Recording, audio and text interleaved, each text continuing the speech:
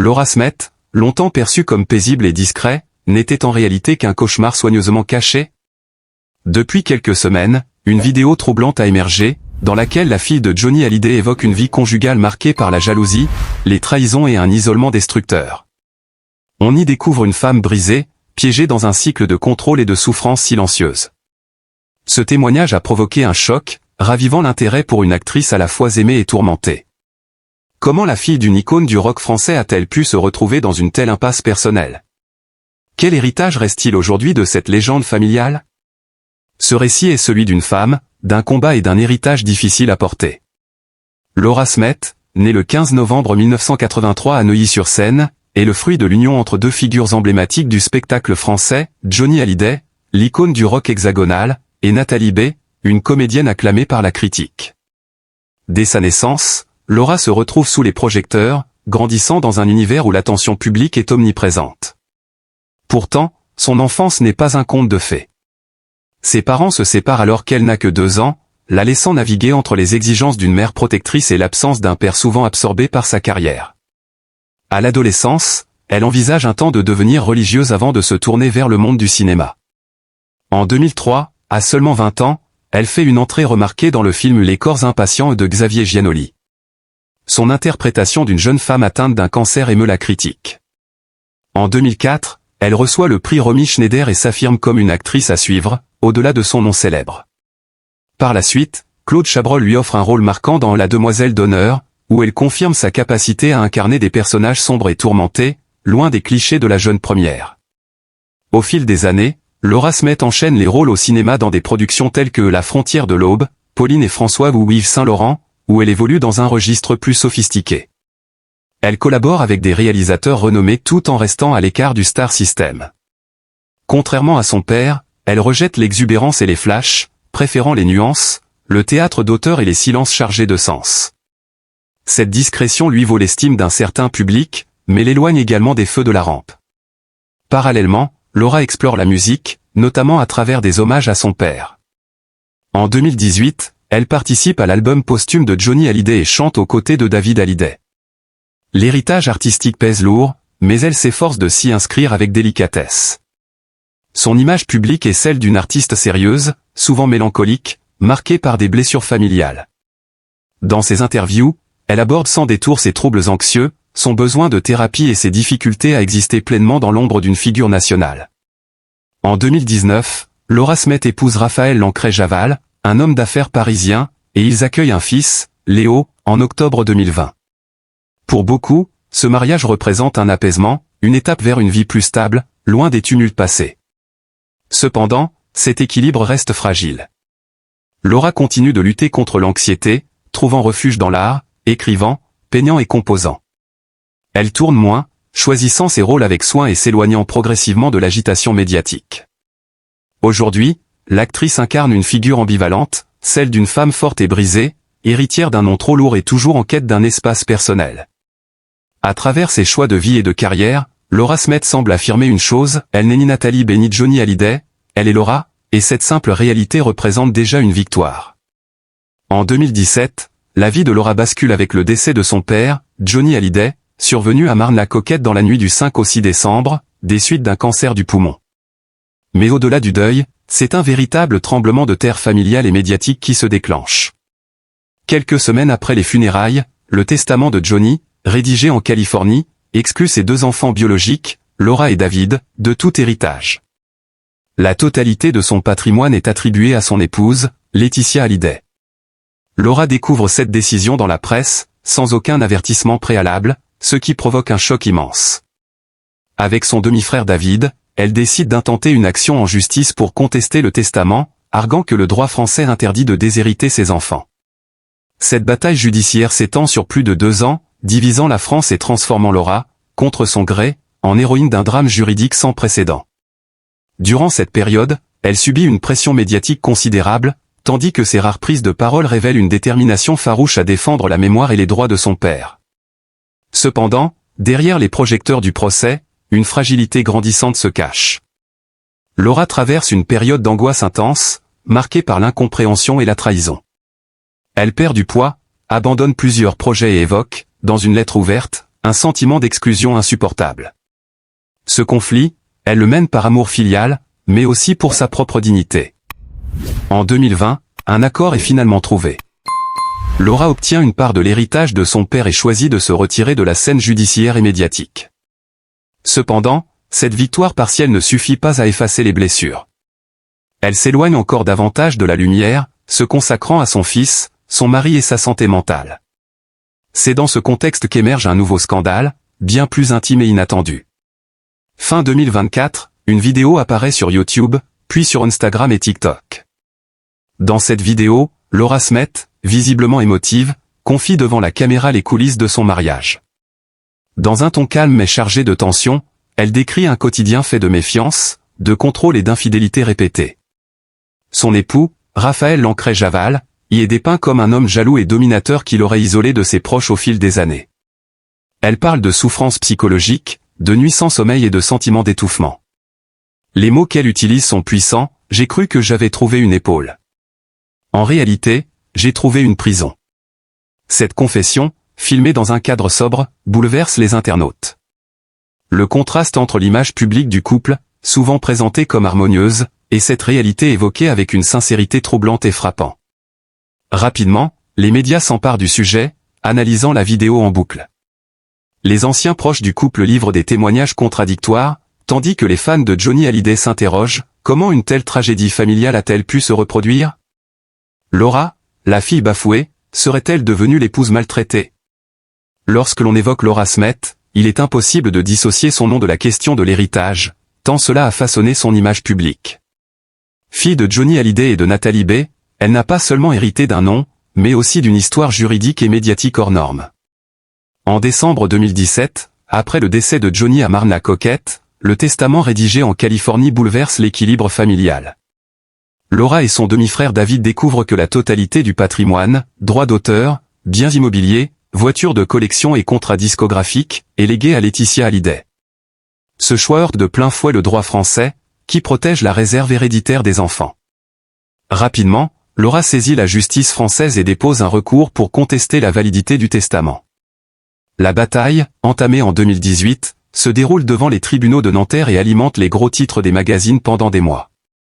Les enjeux financiers sont considérables, le patrimoine de Johnny étant estimé entre 30 et 40 millions d'euros, sans compter les royalties sur un catalogue musical légendaire. Les droits d'auteur gérés par Warner et Universal représentent des sommes colossales sur plusieurs décennies. Les biens immobiliers, comme la villa de Marne-la-Coquette et la maison de Saint-Barthélemy, deviennent des symboles d'une querelle familiale mondiale. Pour Laura, il ne s'agit pas seulement d'argent, mais d'une reconnaissance symbolique. Elle répète dans ses communiqués que son combat vise à faire respecter la mémoire de son père et à préserver ce qui revient légitimement à ses enfants. En juillet 2020, un accord est finalement trouvé. Laetitia renonce à contester la compétence des tribunaux français et accepte de régler une partie des dettes fiscales de la succession. Laura obtient des droits sur certaines œuvres de Johnny ainsi qu'une compensation financière dont le montant exact reste confidentiel, mais que la presse estime à plusieurs millions d'euros. Elle choisit alors de se retirer de la procédure et publie un message sobre sur Instagram. Cette conclusion partielle met fin à un feuilleton judiciaire de plus de 2 ans, mais laisse des cicatrices profondes. En parallèle, Laura construit son propre patrimoine. Elle investit dans une résidence en région parisienne et dans une maison de vacances dans le sud-ouest, où elle passe souvent du temps avec son fils Léo. Ses revenus proviennent désormais de ses rôles au cinéma, de ses apparitions théâtrales et des royalties liées aux projets artistiques de son père auxquels elle participe. Contrairement à certains héritiers célèbres, elle ne multiplie pas les produits dérivés et privilégie la discrétion. Ses contrats publicitaires sont rares et choisis avec soin afin de ne pas brouiller son image d'actrice. Le patrimoine de Laura est donc double, matériel, comprenant les droits d'auteur récupérés après l'accord de 2020, et immatériel, lié au poids d'un nom qui ouvre des portes tout en imposant une charge émotionnelle lourde. Cette ambivalence se reflète dans chacune de ses décisions. Elle vend rarement, conserve beaucoup et souhaite transmettre à son fils Léo non seulement un héritage financier, mais aussi une histoire familiale moins fragmentée. Suite au scandale conjugal de 2024, cette dimension patrimoniale prend un nouvel écho.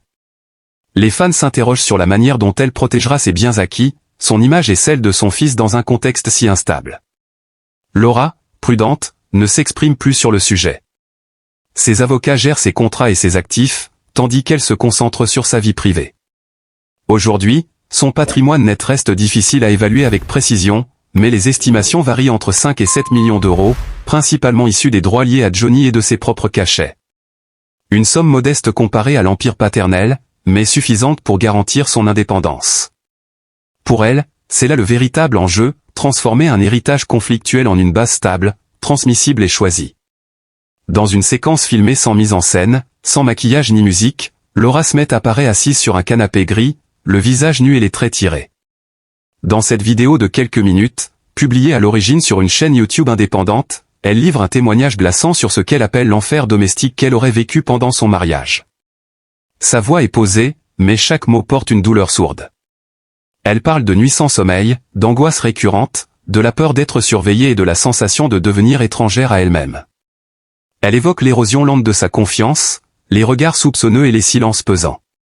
À aucun moment, elle ne mentionne directement le nom de Raphaël Lancret-Javal, mais tout le monde comprend.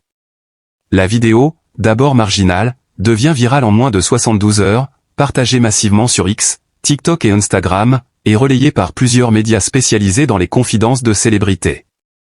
Elle déclenche une onde de choc. Les internautes commentent avec émotion, colère ou incrédulité. De nombreux fans de Johnny Hallyday se rangent immédiatement du côté de Laura, bouleversés par ce qu'ils perçoivent comme une nouvelle trahison dans la vie d'une femme déjà marquée par tant de pertes. L'entourage de Laura reste silencieux. Aucun communiqué officiel ne vient nuancer ou confirmer ces paroles, pas d'intervention d'avocat. Cependant, certains proches, sous couvert d'anonymat, affirment à des médias comme Gala et Closer que Laura a tenu bon pendant des années et que cette vidéo est un cri de survie. Elle ne cherche pas la polémique, mais à se libérer. Dans les jours qui suivent, Laura disparaît des radars. Aucune publication sur ses réseaux sociaux, aucune apparition publique. Les paparazzi la traquent en vain. On murmure qu'elle se serait réfugiée dans une maison isolée près de Biarritz avec son fils. Une photo floue publiée par un magazine People montre une silhouette de femme en manteau noir tenant un enfant par la main, marchant dans le vent, sans jamais regarder la caméra. La dernière image connue de Laura Smet reste donc cette vidéo frontale, dépouillée de tout artifice. Un moment suspendu, brut et intime, qui résonne comme une cassure définitive et qui pourrait marquer le début d'un nouveau chapitre encore invisible.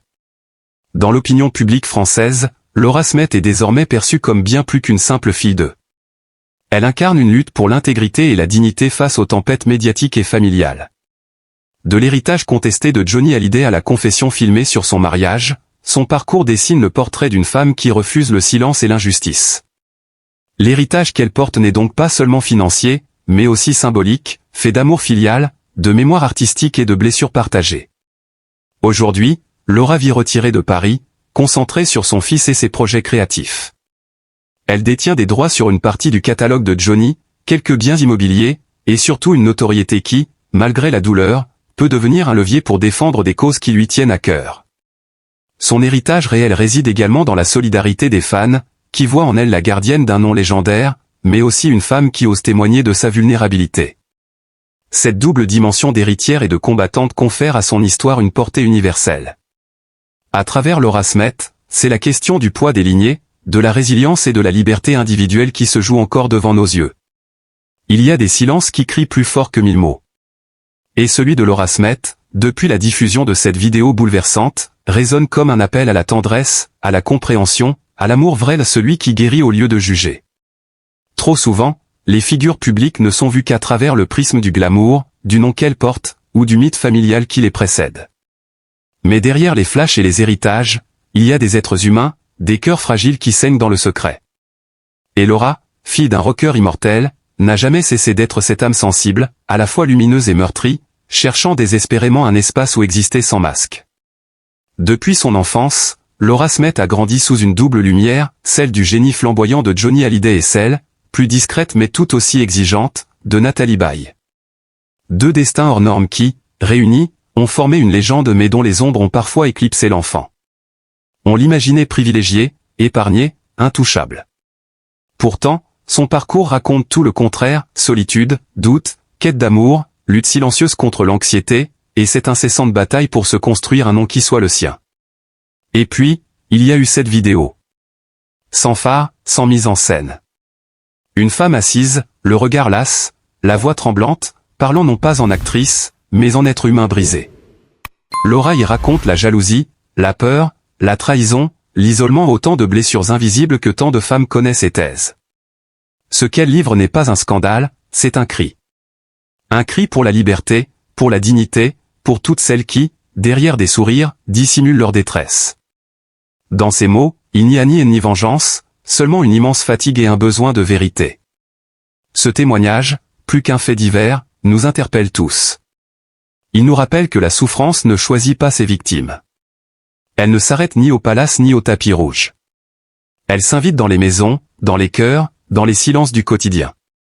Et face à cette réalité, il n'y a qu'une réponse possible, la compassion. Aujourd'hui, Laura Smet n'a pas besoin de jugement, encore moins de curiosité malsaine. Elle a besoin de bienveillance, de respect, d'écoute. Elle a besoin que nous la regardions non pas comme la fille de Johnny, mais comme une femme qui se relève, malgré les tempêtes. Une femme qui a connu la trahison, la perte, l'humiliation publique, et qui pourtant continue d'aimer, de créer, d'élever son fils avec douceur. Son courage, c'est celui de toutes celles qui refusent de taire la violence psychologique. Celles qui osent dire « assez ». Celles qui choisissent la lumière, même quand tout s'effondre. Laura ne se pose pas en victime, mais en témoin d'un combat intérieur que tant de gens traversent dans l'ombre. Et c'est précisément là que réside sa grandeur. Face à elle, il nous revient de tendre la main, de cesser de réduire les drames humains à des anecdotes de magazines. De comprendre que derrière chaque célébrité, il y a une histoire intime, fragile, souvent douloureuse. Laura Smet, c'est la preuve vivante qu'on peut porter un nom mythique et pourtant n'avoir qu'un seul désir, être aimé simplement, pour ce qu'on est. Alors oui, aimons-la. Non pas avec la ferveur superficielle des fans, mais avec la douceur du respect. Défendons son droit au silence, à la paix, à la reconstruction. Que cette vidéo ne soit pas un objet de commérage, mais un point de départ pour une réflexion collective sur les violences invisibles, sur la solitude derrière la gloire, sur le besoin vital de tendresse dans un monde trop dur. Laura, c'est aussi un miroir. Celui dans lequel chacun peut reconnaître une part de soi, la peur de décevoir, la douleur d'aimer, la fatigue de lutter. En elle, il y a la force fragile d'une femme qui refuse de disparaître sous le poids d'un nom, d'un passé, ou d'un mariage brisé. Il y a cette lumière blessée qui, malgré tout, continue de brûler. Et si nous choisissions, pour une fois, de ne pas éteindre cette lumière? Si, au lieu de juger, nous décidions d'entourer Laura et toutes les Laura du monde d'un amour simple, sans condition? Parce qu'aimer, c'est aussi cela, voir la douleur de l'autre et dire, doucement, je te comprends. Laura Smet n'est pas qu'un héritage, elle est une leçon. Celle du courage tranquille, de la vérité mise à nu, de la renaissance après le chaos. À travers elle, c'est un appel à la solidarité, à la bienveillance, à la reconnaissance de la fragilité comme une force. Puissions-nous entendre cet appel et répondre, enfin, avec humanité.